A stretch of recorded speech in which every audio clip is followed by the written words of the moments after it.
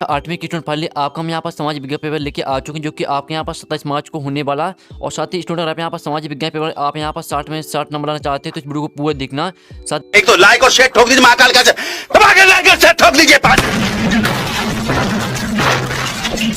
पूरा साल मेहनत करता हूँ आपके लिए बेटा, ऐसा नहीं चलेगा, ऐसा नहीं चलेगा। पूरा पेपर हम आपके यहाँ पर संपूर्ण हल से कराने वाले, आप यहाँ पर देख लीजिए। यहाँ पर हमने पूरा सोल्यूशन कर रखा है और पूरा आपके यहाँ पर क्वेश्चन कराए जाएंगे संपूर्ण हल से। तो इस वीडियो को पूरा देखना, साथ वीडियो को लाइक कर लीजिए और चैनल को सब्सक्राइब कर लीजिए। तो स्टूडेंट, आप यहाँ पर देख लीजिए, वार्षिक परीक्षा 7/22/23 विषय सामाजिक विज्ञान पूर्णांक आपके यहाँ पर 60 नंबर कराएगा और कुल प्रश्न की संख्या आपके यहाँ पर 64 रहने वाली है। कक्षा 8वीं और परीक्षा अवधि आप यहाँ पर देख लीजिए।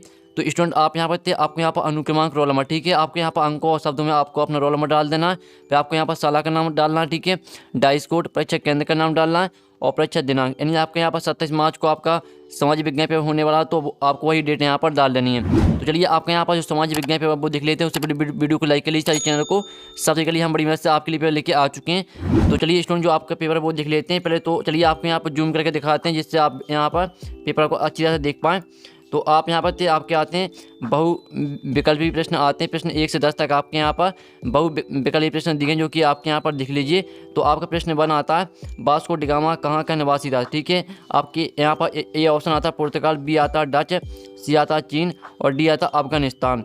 तो यहाँ वास्को डी गामा कहाँ का निवासी था, तो इसका आंसर आपका ए हो जाएगा पुर्तगाल, ठीक है। तो आपको यहाँ पर आंसर लिख देना है, यहाँ पर देख लीजिए स्टूडेंट, ठीक है। तो यहाँ पर आपको यहाँ पर स्टूडेंट अच्छी तरह से आपको लिखना है, जिससे आपको पूरी मार्क्स यहाँ पर मिले, ठीक है।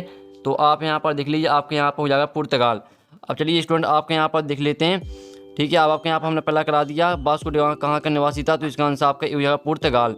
अब चलिए, आपके यहाँ पर दूसरा आता है, ईस्ट इंडिया इंडिया को बंगाल का दीवान कब बनाया गया। तो आपका ए आता है 1793 में, बी आता है 1765 में और सी आता है यहाँ पर 1696 में और डी आता है 1805 में। तो यहाँ पर ईस्ट इंडिया को बंगाल का दीवान कब बनाया गया, तो इसका आंसर आपका बी हो जाएगा 1765, ठीक है। तो आपके यहाँ पर आपके यहाँ पर लिख देना 1765, ये आपके यहाँ पर आंसर हो जाएगा। तो आपके यहाँ पर अच्छी हैंड राइटिंग में लिखना, जिससे आपको पूरी मार्क्स मिल सकें, ठीक है। अब चलिए आपके यहाँ पर तीसरा देख लेते हैं। तो आपका प्रश्न तीसरा था भारत में, ठीक है, भारत में अंग्रेजी शिक्षा का जनक किसे कहते हैं। तो आपका ये आता गांधी जी को और बी आता टैगोर को, सी आता मैकाले को और डी आता चार्ल्स वुड को। तो यहाँ भारत में अंग्रेजी शिक्षा का जनक किसे कहते हैं, तो इसका आंसर आपके यहाँ पर सी हो जाएगा मैकाले को, ठीक है। आपका यहाँ प्रश्न तीसरे का आपका सी करेक्ट आंसर हो जाए मैकाले को। तो चलिए, आपके यहाँ पर जो इसका आंसर है वो आपको यहाँ पर लिख देना है। तो आपको यहाँ पर लिख देना मैकाले को, ठीक है। तो हम यहाँ पर आपको लिख के दिखा रहे हैं। तो यहाँ पर देख लीजिए, आपके यहाँ पर आंसर हो जाता है।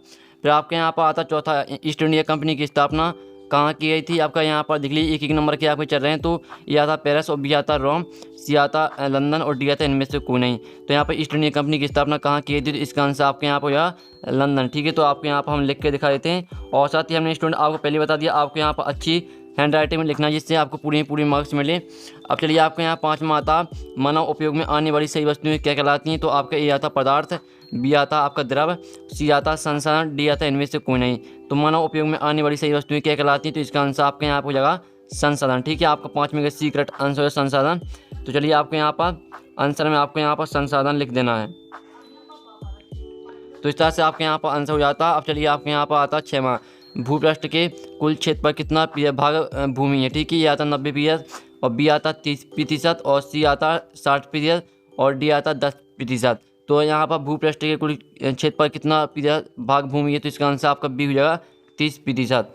तो यहाँ पर आपको यहाँ पर 30% लिख देना है। अब चलिए, आपको यहाँ पर देख लेते 7वां, और साथ ही जो इनकी स्क्रीनशॉट वो अभी आपको खा देना, ठीक है। अच्छे से आपको स्क्रीनशॉट घालते जाना है। और 7वां आता संविधान किसे कहते हैं। तो ये आता आदर्शों का दस्तावेज और बी आता नियमों का दस्तावेज, सी आता कानूनों का दस्तावेज और डी आता ये सभी।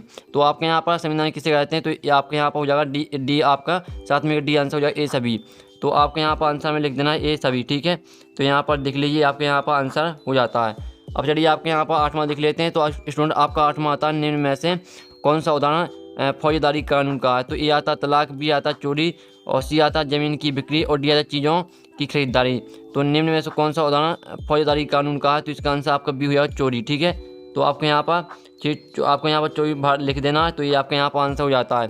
अब चलिए, आपके यहाँ पर 9वां देख लेते हैं। तो स्टूडेंट, आपको 9वां यहाँ पर आता है, बंगाल विभाजन के विरोध में किया गया आंदोलन किस नाम से जाना जाता है। आपके यहाँ आता सत्याग्रह आंदोलन, बी आता नमक आंदोलन और सी आता स्वदेशी आंदोलन और डी आता बंगाल विभाजन आंदोलन। तो इसका आंसर आपका यहाँ पर 9वीं का सी हो जाएगा स्वदेशी आंदोलन। तो आपको यहाँ पर आंसर लिख देना है, यहाँ पर देख लीजिए स्वदेशी, ठीक है, आपके यहाँ पर लिख देना स्वदेशी आंदोलन। तो इस तरह से आपके यहाँ पर स्टूडेंट आंसर हो जाएगा। अब चलिए आपका यहाँ पर देख लेते हैं नेक्स्ट क्वेश्चन। तो आपके यहाँ पर 10वां आता है रेशम का कीट किस पेड़ पर पाला जाता है। तो आपका ये आता नीम, बी आता सहतूत और सी आता नारियल और डी आता शीशम। तो यहाँ पर रेशम का कीट किस पेड़ पर पाला जाता है, तो इसका आंसर आपका बी हो जाएगा सहतूत। तो आपके यहाँ पर आंसर में सहतूत लिख देना, ठीक है, आपके यहाँ पर आंसर हो जाता है, देख लीजिए।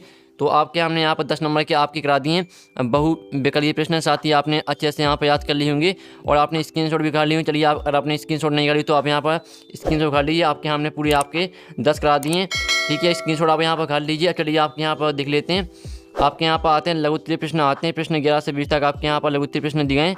तो पहला आपका आता है सहायक संधि का क्या अर्थ है, आपका 3 नंबर का रहेगा। तो इसका आंसर आपका हो जाएगा ब्रिटिश ईस्ट इंडिया कंपनी और भारतीय रियासतों के बीच एक संधि थी जिसमें भारतीय राजाओं ने अपनी संप्रभुता खो दी थी। ये आपके यहाँ पर आंसर हो जाता है। तो स्क्रीनशॉट कर लीजिए। आपको यहाँ पर हर क्वेश्चन का यहाँ पर जो आंसर है उसका आपको यहाँ पर स्क्रीनशॉट लेते चलना। अब चलिए आपके यहाँ 12वां आता है नील की खेती के मुख्य 2 तरीके कौन से थे।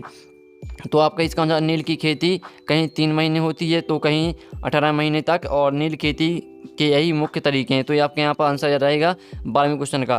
फिर आपके यहाँ पर 13वां आता है भारत छोड़ो आंदोलन क्या था। तो इसका आंसर आपको हो जाएगा यह भारत को तुरंत आज़ाद करने के लिए अंग्रेजी शासन के विरुद्ध एक सविनय अवज्ञा आंदोलन था। ये आपके यहाँ पर रहेगा क्वेश्चन 13वें का आंसर, यहाँ पर देख लीजिए और स्क्रीनशॉट आपको यहाँ पर घालते जाना। फिर आपका यहाँ पर 14वां आता है पृथ्वी पर प्राकृतिक संसाधनों का वितरण असमान क्यों है। तो आपका इसका आंसर है प्राकृतिक संसाधनों का वितरण भू आकृतियों, जलवायु, ऊंचाई, वनस्पति आदि इन कारकों की विभिन्नता के कारण प्राकृतिक संसाधनों का वितरण असमान है। आपके यहाँ 500 जाता है। तो स्क्रीनशॉट कर लीजिए। क्वेश्चन 14 का आंसर हमने करा दिया। फिर 15वां आता है कृषि पर आधारित किन 3 उद्योगों के नाम लिखिए।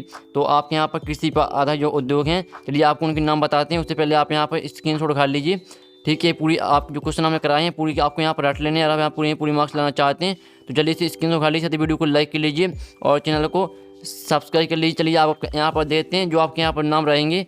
पहला आपका हो जाएगा कपास उद्योग, ये आपके कृषि पर आधारित उद्योग हैं, और दूसरा हो जाएगा आपका कपड़ा उद्योग, और तीसरा हो जाएगा कच्चा माल। अब आपका 16वां आता है सार्वभौमिक मताधिकार का अर्थ लिखिए। तो इसका आंसर आपके यहाँ पर देख लीजिए। इस अधिकार के अंतर्गत सभी वयस्क नागरिकों का मताधिकार देता है, ठीक है, और भले ही कोई धन, आय, लिंग, सामाजिक कोई अन्य, ठीक है, आपके यहाँ पर आंसर रहेगा। तो यहाँ पर देख लीजिए। फिर आपके यहाँ पर 7वां आता है गठबंधन सरकार किसे कहते हैं। तो इसका आंसर आपका हो जाएगा जब 2 दल मिलकर बहुमत की सरकार बनाते हैं तो इसे गठबंधन सरकार कहते हैं। आपके यहाँ पर 7वें क्वेश्चन का आंसर हो जाएगा। तो स्क्रीनशॉट आपको यहाँ पर घालते जाना है। फिर आपके यहाँ पर 18वां आता है वैश्वीकरण की कोई 3 लाभ लिखिए। तो आपके यहाँ पर 3 लाभ आपके कोई नवीन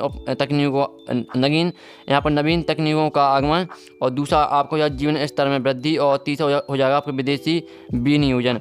ये आपके यहाँ पर वैश्वीकरण के आपके 3 लाभ हो जाते हैं। तो जल्दी से स्क्रीनशॉट ले लीजिए। आपका यहाँ पर 19वां आता है जैविक कृषि से आप क्या समझते हैं, लिखिए। आपका 3 वर्ग रहेगा। तो आप यहाँ जैविक कृषि के अंतर्गत हरी खाद का प्रयोग किया जाता है जो मृदा की उर्वरता में वृद्धि करता है। ये आपके यहाँ पर आंसर हो जाता है। अब आपके यहाँ पर आता है 20वां स्थानीय स्वशासन का जनक किसे कहा जाता था। ये आपका 3 वर्ग रहेगा। तो इसका आंसर आपको हो जाएगा यहाँ पर लॉर्ड रिपन को स्थानीय स्वशासन का जनक कहा जाता है, ठीक है, आपके यहाँ पर आंसर रहेगा। तो आपका 20वां हमने करा दिया, 19वां करा दिया। सभी के आप यहाँ पर जो इनके स्क्रीनशॉट हो आप ले लीजिए और साथ ही वो को आपके यहाँ पर रट लेने हैं सभी क्वेश्चन को। तो यहाँ पर देख लीजिए। चलिए आपके यहाँ पर आते हैं दीर्घ उत्तरीय प्रश्न आते हैं। तो इन्हें भी हम यहाँ पर संपूर्ण हल सहित करेंगे। आपको वीडियो को एंड तक देखना है। आप यहाँ पर दीर्घ उत्तरीय प्रश्न आते हैं। प्रश्न 21 से 24 तक आपके यहाँ पर दीर्घ उत्तरीय प्रश्न दिए हैं। तो आपके 21वें का आता लॉर्ड डलहौजी की विलय नीति क्या थी तथा इस नीति में किन किन भारतीय राज्यों अपने नियंत्रण में लिया गया था। ये आपका यहाँ पर 3 नंबर का रहेगा। फिर 21वें का बाद आता बिरसा आंदोलन के महत्वपूर्ण परिणाम क्या थे, ठीक है, आपका 2 नंबर का रहेगा।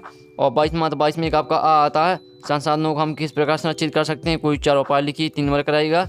और आपका यहाँ पर आता है आपके यहाँ पर देखिए आपके 22वें का आता है संसाधन वितरण को प्रभावित करने वाले कारकों के नाम लिखिए। फिर आपके यहाँ पर 23वें का आता है मृदा संरक्षण की कोई उपाय लिखिए, ठीक है, तो यहाँ पर देख लीजिए। और फिर आपके यहाँ पर आपका 23वें का यहाँ पर आता है हमारे मौलिक अधिकार कितने हैं उनके नाम लिखिए और किन्हीं 2 का वर्णन कीजिए, आपका 2 नंबर का रहेगा। और फिर आपको 24 में कहा था किस देश को समझने की ज़रूरत क्यों पड़ती है, किसी देश को समझने की ज़रूरत क्यों पड़ती है, आपका 3 नंबर कराएगा। फिर आपके यहाँ पर 24 में कहा आता भारतीय संसद की चुनाव प्रक्रिया का संक्षेप में वर्णन करें, ये आपका 2 नंबर करेगा। तो फाइनली पूरा पेपर आपका हो चुका है और साथ ही जो इनके स्क्रीनशॉट वो आप ले लीजिए, ठीक है। हमने पूरा पेपर करा दिया और पूरा पेपर आपको यहाँ पर, अगर आप यहाँ पर अच्छे मार्क्स लगाना चाहते हैं तो पूरा पेपर आपको यहाँ पर याद कर लेना। साथ ही जो आपके यहाँ पर दीर्घ प्रश्न है इनका सोल्यूशन आपके यहाँ पर नेक्स्ट वीडियो में कराया जाएगा, तो वीडियो को लाइक कर लीजिए और चैनल को सब्सक्राइब कर लीजिए। तो हम नेक्स्ट वीडियो में मिलते हैं, टेक इन, बाय बाय।